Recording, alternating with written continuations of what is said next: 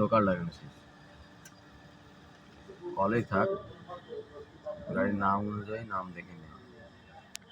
এই যে হোন্ডা, ওকে, মানে এর আর কি ব্লুটুথ কানেকশনটা সাপোর্ট নিল।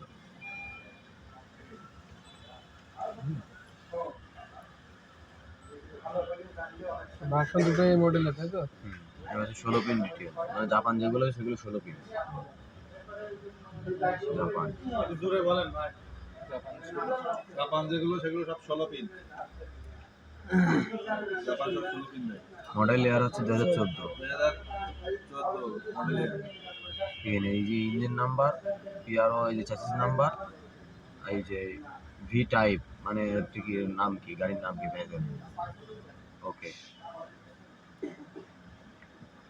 অল ডায়াগনোসিস যখন যাব তখন হচ্ছে ওবিটি, সিলেক্ট ডিটেকশন।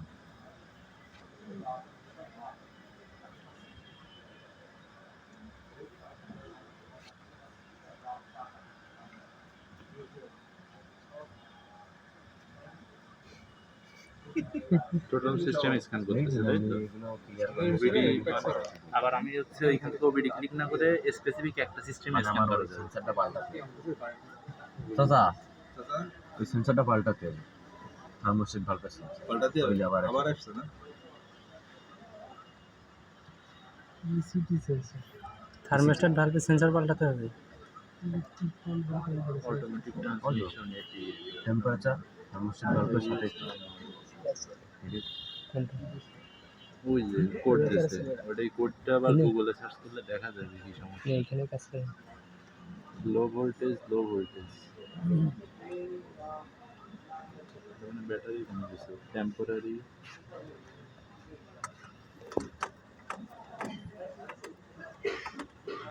ডিজেল বা ইঞ্জিন সিস্টেম।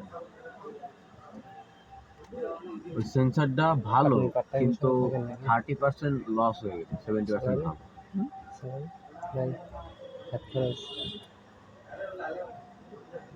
রেগুলার দেয় না মাসে, রেগুলার সপ্তাহে।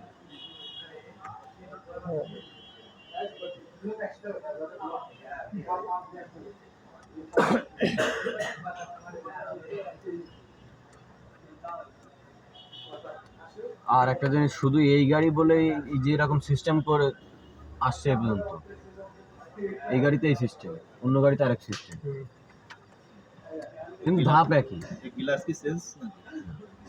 কাটা দেখি সাইড